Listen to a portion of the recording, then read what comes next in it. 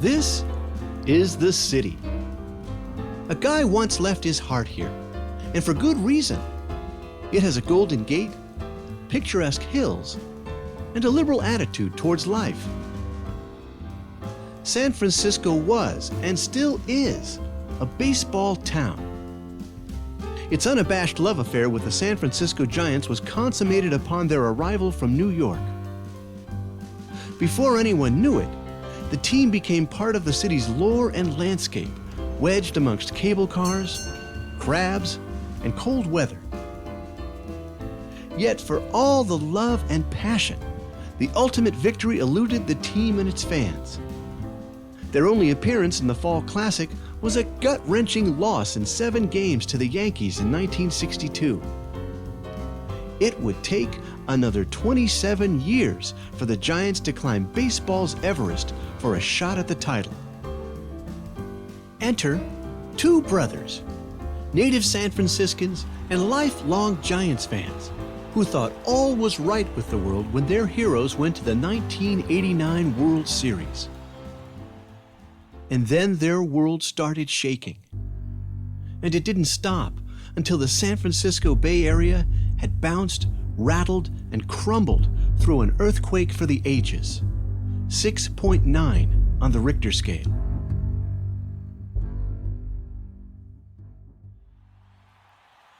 It all began at 5:04 p.m., just 25 minutes before the first pitch of Game 3, with ABC capturing the first major earthquake to be broadcast live on national television.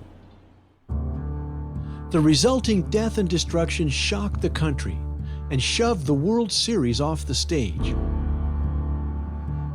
Loma Prieta made history as the most powerful quake ever to strike a major American city in nearly a century.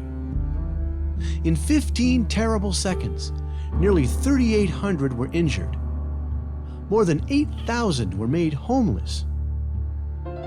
63 souls would meet their fate in collapsed buildings, bridges, coffee houses, department stores, sidewalks, and streets.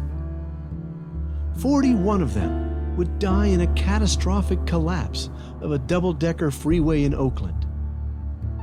The Bay Area hadn't seen this much death and destruction since 1906, when a massive earthquake nearly leveled San Francisco. My name is John, and my brother Tim and I lived through every heart-stopping moment at Candlestick Park on October 17, 1989. Our lives changed that day as reluctant eyewitnesses to history.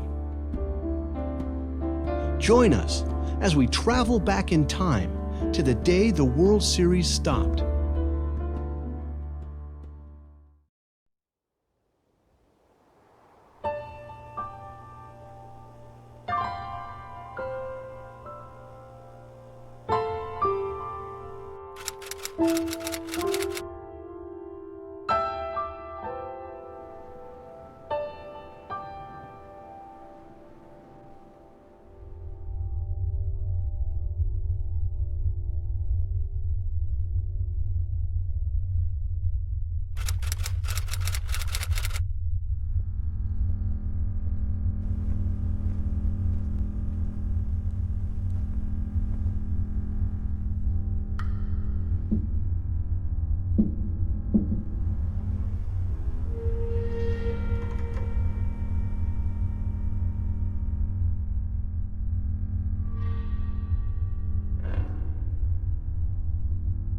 For the first time in 27 years, a World Series game will be played in Candlestick Park. The Battle of the Bay continues.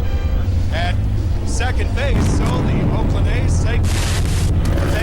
I'll tell you what, we're having an earthquake.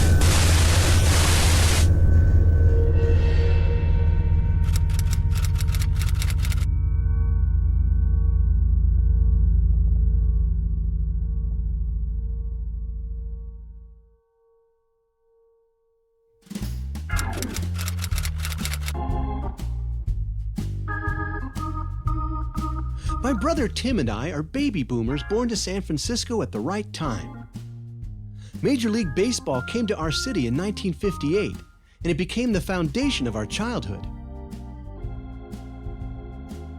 Brother Tim taught me all about baseball. There he is behind the plate, calling for a knockdown pitch. He also taught me about baseball rivalries. The Los Angeles Dodgers were the enemy. Oh, how we hated those guys.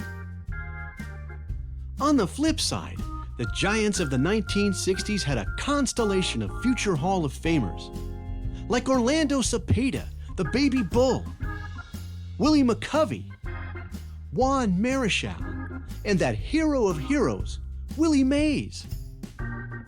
Our heads were filled with visions of championship trophies choking the beaches of San Francisco Bay. Ah, but such dreams were crushed by a parade of second-place finishes, largely at the hands of those brats in blue. My poor little heart was impaled on the pike of the baseball gods. My dad took my brother and I to my first Giants game in 1965, a chilly night contest at Candlestick Park against the St. Louis Cardinals. Candlestick was baseball's version of the Russian front. Cold, isolated, and next to a body of water, it was the kind of place where hitmen did their best work. Located in Bayview Hunters Point, the stick was built not far from a toxic waste site and was home to the highest crime rate in the Bay Area. Hardly the friendly confines. Candlestick was a dump, but it was our dump. Sure, the weather was crummy, but we were used to it growing up in the Twin Peaks area of San Francisco, entrenched in a part of the city known as the Fog Belt. The stick was the victim of unkind names, like the box that Disneyland came in, or a toilet seat with the lid up. As fate would have it, I ended up working at the stick with Brother Tim from 1970 to 1975 because my family ran a parking concession at the stadium. When it was time to go to college in the mid-70s, I was exiled to that place Giants fans dare not go. Since then, I've staged a one-man rebellion deep in the heart of Dodger country. My rabid support of the Giants never wavered. For every spring, there was renewed hope. And at the end of every season, there was always next year.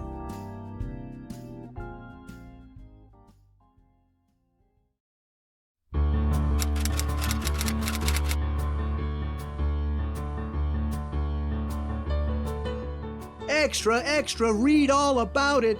Hell officially freezes over. After almost 30 years of frustration, the Giants made it back to the World Series, fueled by manager Roger Craig's mantra of hum, baby. They would face their accursed crosstown rivals, the Oakland A's. And if you were a Giants fan, you hated the Oakland A's. They were Johnny-come-latelys, moving into town 10 years after the Giants, played in the American League, and had a donkey as a mascot. They wore green and gold Mardi Gras costumes that made them look like a flock of deranged parakeets. Much to my horror, those guys racked up 3 championships in a row, while the Giants faded into the fog. By the end of the 80s, the Giants got wise and finally put together one of the best teams in the National League. 1989 was a big year for me and the Giants. I got married in June while rooting the orange and black to the pennant. 14 games ahead of the Los Angeles Dingbats. Then I got the big call from my brother Tim. He'd snagged us 2 tickets to Game 3 of the World Series. I packed up my wife and all my Giants gear and headed north for a date with destiny.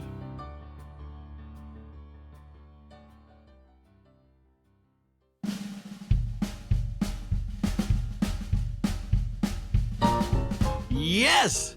Finally, the big day arrived, and I tore into the morning paper. I scrutinized every article, even the ads, to further stoke my already out-of-control mania. I scored loads of film for my still camera, grabbed my dad's camcorder, and headed out the door. Let's go! we're here. Serious, we need one badly. We need one badly. Game 3, prediction. Tonight's the night. Tonight is the night. So what's the deal with the split hat? Who are you rooting for today now that You see the bill is black and the button is orange? Yeah. If I was an A's fan, it would be yellow and yellow. I see, that's the coding. That's the coding, Yeah. I guess.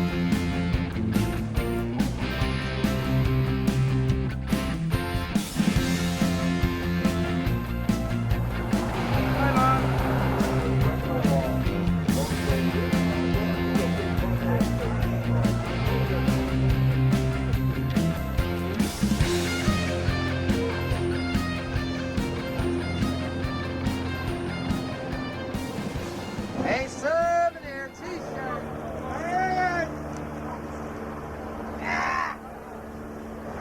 I am Jennifer Bank with the World Series. Go Giants and good morning, America, America, America.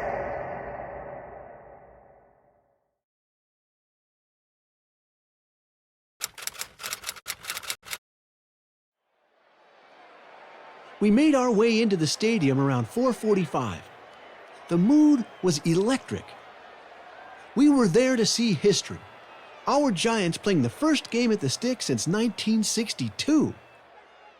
I was only 4 years old back then, and I felt lucky to be there. So this was my first World Series game. I still got my ticket. Game 3, here we are, section 18, box N, seat 3, you had seat 4. I mean, here we are, 15 rows off the field, between third base and left field. I thought, here we go, we're going to see a great one. And the weather was amazing, beautiful Indian summer weather, golden light as the sun was starting to get late in the day. It was a picture-perfect, sort of an enchanted setting. Then, at 5:04 p.m., everything changed. At second base, so the Oakland A's take. I'll tell you what, we're having an earth. Code 33. Code 33.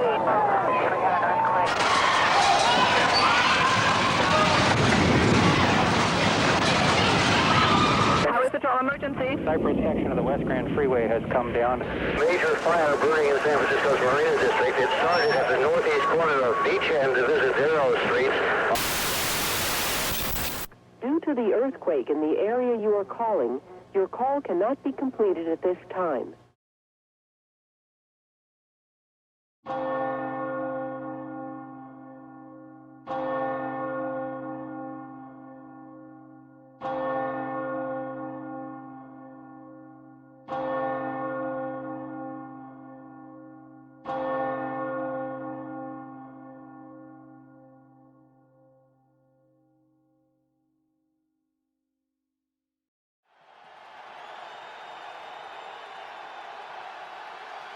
Tell me what happened at 5:04 p.m. when you were sitting here. What was your perspective? I was seated, and I was looking straight out into right field here, and I noticed all of a sudden that the whole dish here started to undulate and go back and forth. All of a sudden, the crowd started to react. It's like, whoa, whoa, like you're on a roller coaster ride. Then I was looking at the lighting stanchions, and lights started to flicker and pop. And it continued for, it seemed like a long time. The whole crowd of us here were looking at each other like, wow, what? That's an earthquake. Minutes before the quake struck, I left our seats to pick up some dinner. So I walked up here to get a hot dog because they had a temporary hot dog stand against the wall. I'm waiting in line with everybody for my dog, and all of a sudden, bang! The earthquake erupted underneath our feet. I could hear the ground groaning underneath the concrete. And I looked around to see where I'm going to protect myself from falling debris. But there was nowhere to go because it was completely packed. Then I looked up above and I saw this huge upper lip of the stadium above me. And I said, boy, if that thing comes down, it's all over. My Uncle Nick and my cousin Jeff were working in the parking lots that night. I'm out at gate 2 at this time. The ground starts waving underneath my feet, and the cars look like they were on a roller coaster. And all of a sudden the ground just starts rolling. I mean, really rolling. And every car that's coming in is going, do I have a flat tire? And I said, no. Everybody thought it was an earthquake, but nobody knew to what magnitude. It came over the radio that part of the Bay Bridge had fallen into the bay, and all kinds of reports came out. And so I told all of the cashiers that they'll be exiting the stadium, so just take all of their money, come into the field office, and we must leave as soon as we possibly can. It got eerie almost immediately. People really didn't know how to react, and people didn't know sort of what to do next. People with TVs and radios and whatnot started to say, hey, we've just had a big earthquake in the Bay Area here. You came back within maybe 2 or 3 minutes. I remember when I came back and sat down, the scene had changed dramatically. And then the fans started chanting, "Let's play ball, let's play ball," as if to say, hey, it was just another earthquake. Let's get back to the business of the World Series. Police cars were driving onto the field. Policemen started to ring the field. Your attention, please. Power has been interrupted temporarily in the park. We're working at trying to restore it now. We ask your cooperation by remaining in your seats. The players came out and were beckoning their families to come out of the stands. Those were the Oakland A's players, because their families, a lot of them were scattered up in the section where we were seated. But it was so strange because more and more officials started to collect onto the field, and a lot of the people in the upper deck, they started to vacate. And it was quite a while, at least 15 or 20 minutes, until we finally got the word that there's no power here, we can't play the game tonight, so we'd like to ask everyone to exit the stadium. And we were getting more information, again, from the people that had TVs and radios. In fact, the gentleman sitting just over here all of a sudden turns around to our group and says, hey, the Bay Bridge is down. And everyone went, what? And then a lady over here, I think, said, oh, and the marina's on fire. It was clear now that the stadium was going to start to be vacated. What was interesting about it was people really left here in a very orderly way. There was no sense of panic. Everyone was bummed out there was no game. But it was like, well, we all get it because we got some bigger issues going on outside. I think people were stunned. Like, hey, man, we're here for the game, and now there's this earthquake, and now fires, and the bridge is down. It was like you got socked in the stomach. When it went out into the parking lot, I was surprised because there was still a festive atmosphere, and people were tailgating. Go Giants! Yes. Sweep it at the stick! What section is that from? 51. Hello. Where were you when the quake happened? Well, we were up on the upper level. Well, the second level. And at first we were drunk. The bleacher section bathroom. It started rocking. It was like, earthquake. All the women left and I went in. It was great. Everyone jammed out. It was like, yeah, no line. Apparently, after the earthquake hit, the scoreboards went out, all the lighting went out, and the PA system made a short announcement. There comes an ambulance now. I wasn't to my seat yet, no, and I felt the thing. I leaned up against the wall and I looked out towards the parking lot here, and I could see the beams. Was it about 5 o'clock when it happened? About 5 minutes after. Oh my God, I can't believe it. I heard, we were going in, I heard, earthquake! We were still walking on the outside. Still can't get out of my car phone either. Everybody started like going. Oh, really? So you guys never made it inside? No, we were on our way in. Were they not letting people in? No, well, at the time they were. And all of a sudden it happened, and it was like everything just stopped. All the people just, I think, on their own decided to come back out.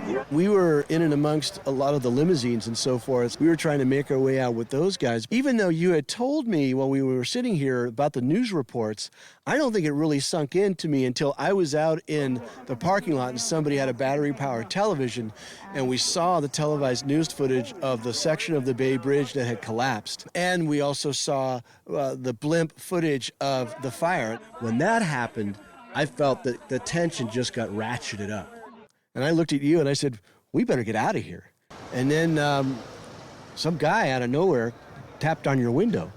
Yeah, I heard this ticking on the window, and I saw this gentleman. Actually, there was about 3 or 4 people with him, and I rolled down the window, and he said, hey, we're stranded here. We're trying to get back to downtown San Francisco. Can we buy a ride? And I got $100. I said, forget about the $100. Get in. That guy turned out to be Dr. Robert Levin, a pediatrician from Birmingham, Alabama. He and his father, Jack, were part owners of the Birmingham Barons Minor League Club, and the World Series was their annual father-son trip. I invited Robert to have a reunion with Tim and I on the exact spot we'd met that night. We'd not seen each other in 25 years. Oh, it's so good to see you. Oh, God. It's great to see you. Good. How you doing? Oh, my God. It's been a long time. Robert had flown into San Francisco on game day, just in time to experience Loma Prieta. We were delayed in Atlanta 6 hours. It was Eastern Airlines. And so we didn't land until 5 o'clock. And as we're standing on the plane ready to get off is when the quake hit. So the plane shook. We didn't know what it was. We even jokingly said, "What now, an earthquake?" Eastern Airlines arranged for a bus to take Robert and his friends to Candlestick to join his father. I got off the bus, went right to the ticket window that we just passed, and I was so excited about it, I didn't even notice what was going on. We still didn't know there was a quake. No one had said anything about it. And I asked for my ticket at will call. They said, "There's no game." I said, "Excuse me?" And then they said, "And there's no power in the booth if you'll take a look." And I said, "I don't know what you're talking about." They said, "There's been an earthquake.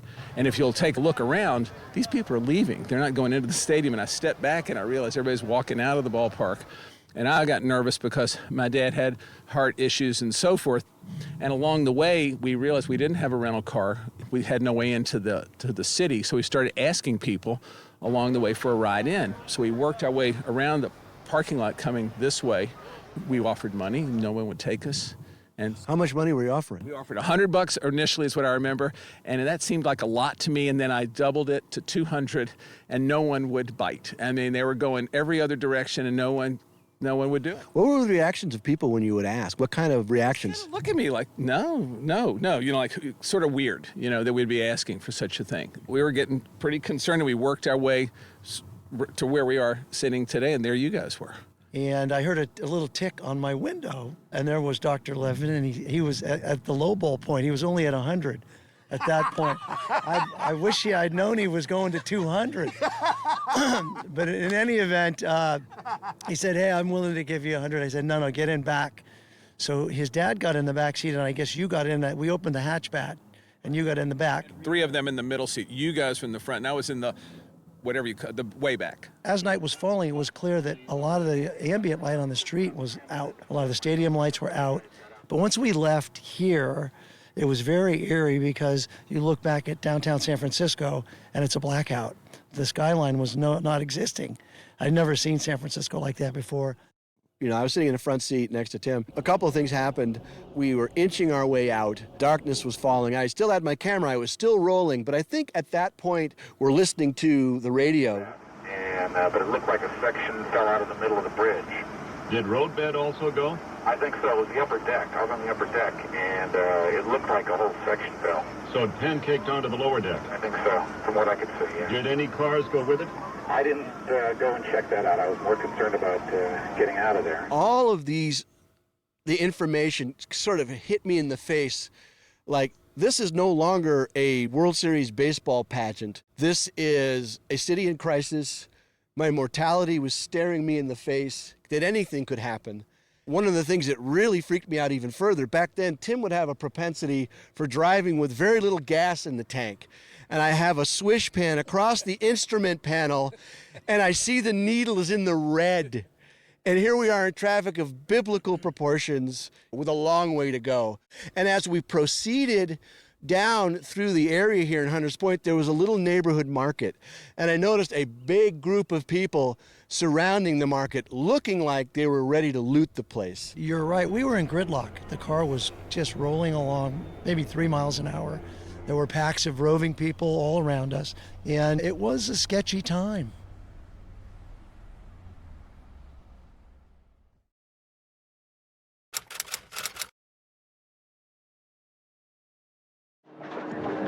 Prepare yourselves. Shut off the gas, shut off electricity, store water in your bathtub. Don't expect services for 72 hours, okay? Prepare yourself for nightfall. You got 90 minutes of light left. You better make use of your time. We dropped the Levins and their friends at their hotel in Union Square, which was littered with shards of glass launched from 67 department store windows. I was worried about my wife, Lisa. She'd gone on a day trip to visit friends outside of the city while I attended the game, and we'd not been able to connect until I found her waiting for me at my childhood home.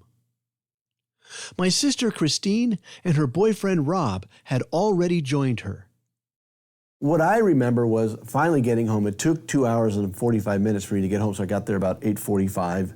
It was a great sense of relief to be home and to see that you were okay and that the house was okay and, you know, and that you had some company there, some support. 17th October. It's 8:30. We're in the midst of an earthquake crisis. 9 o'clock. It's really scary. We're listening to the radio and we're listening to all the I don't know, I'm really frightened. All the cabinets fell down at the office. As the evening wore on, Lisa shared with us some disturbing news. Well, I'd been visiting a college friend, Kelly, in Sacramento with her kids, and I came across the bridge late afternoon. And from the bridge to John's parents' house is maybe about a 10 to 15 minute drive. And of course, the earthquake hit right when I had walked, into the house. The part of the bridge that had collapsed, I had literally just driven over. So the next day we woke up and we had our newspaper delivered. The paper boy was still doing his job, and this was the headline. We saw hundreds dead in quake, and we're hearing all the terrible reports over the television. In Santa Clara County, 2 deaths have been reported. And we started to drive through the city. Let's just drive around a little. To see, the places that mattered to me. How did they do? And I think the first thing we ended up doing was we went down to the ferry building, right, where the flagpole was askew. Yeah. And the steeplejacks were up there trying to right it. We went over into other parts of downtown San Francisco where we saw a lot of damage with structures, with brick that had peeled apart and pancaked, cracks in the roadbed. In the middle of big streets there, major cracks in the streets, and glass that had blown out of windows. I found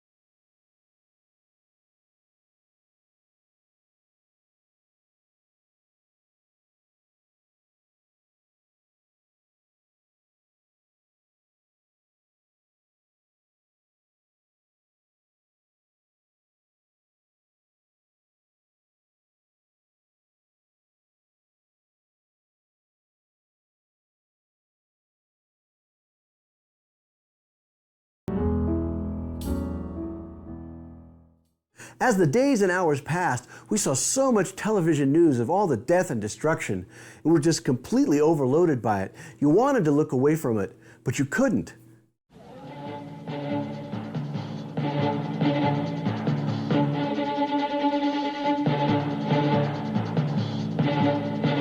The latest word that I have on it is that at least 3 buildings were completely destroyed.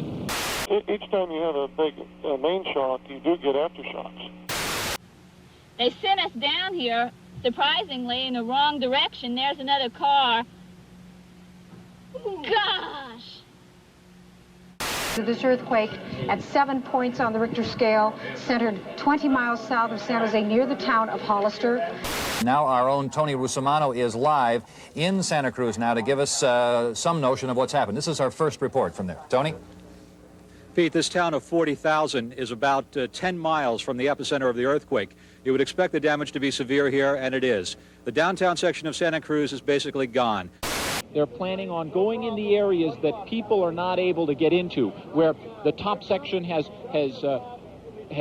crushed down. We're live on the air right now. I do not care, sir. I guess we're being pulled off. You are? Can you tell me why? No, you know there's a disaster. I guess we're being pulled off the air right now. We're going to have to throw it back to you, Bob and Suzanne. At that point, we still didn't know, is there going to be a baseball game? Is there going to be a resumption of Game 3? It is becoming very clear to all of us in Major League Baseball that our issue is really a modest one in light of the great tragedy that's hit this area. The town was reeling, and we all seemed to be caught up in kind of a post-quake depression. I myself, I was ready to pack it in after 6 or 7 days because the players didn't seem interested in playing the game, and the game just didn't seem to be that important anymore. Today, players got back on the Candlestick surface for the first time since the quake, and it was obvious baseball wasn't the first thing on their minds. Hour after hour, sitting home, everybody watching the news and seeing the bridge collapse on 880 and all the other stuff that went on, and just your hearts just, melted for the city and for the people here. And then, like I said, that's when the fact of a baseball game had no significance at all. Meant nothing. There's got to be something other for people to focus on, other than, gloom and doom. And it shows a sign of resuming, life.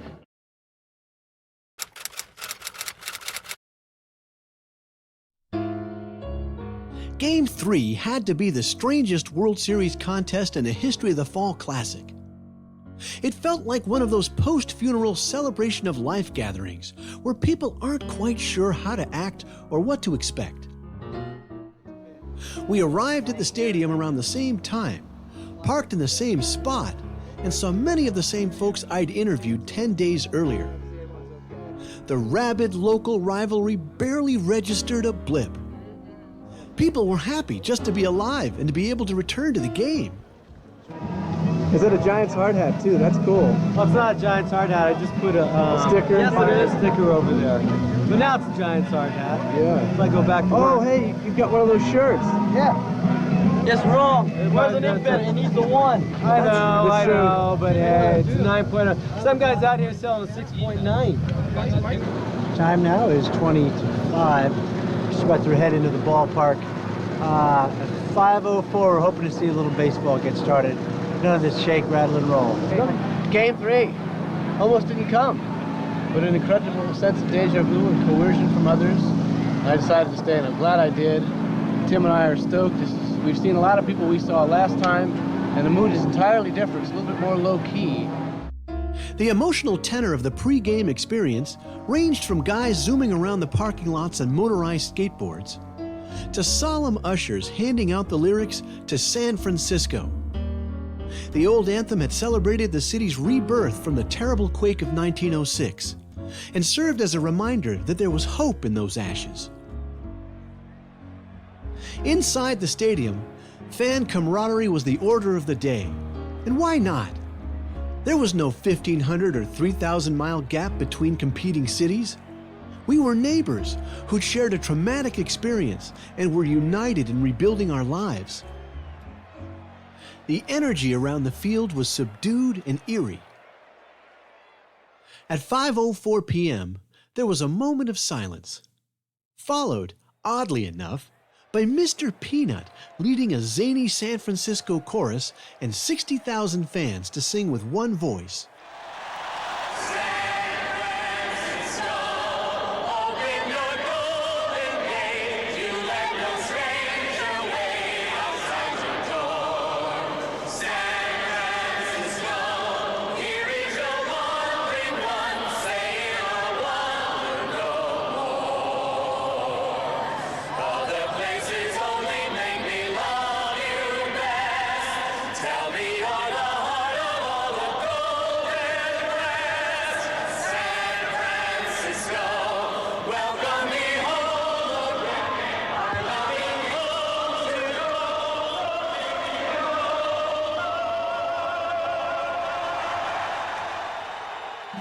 That was the spark the crowd needed to snap out of the doldrums and get back to the World Series. Finally, a baseball game broke out. It lasted about 4 pitches before the A's turned Candlestick into a pinball machine to take Game 3. Tim and I left in a daze, wondering what freight train just rolled through the stadium. Train kept a rolling the next day, where the A's took Game 4 to complete the sweep. Oh yes, it was horrible.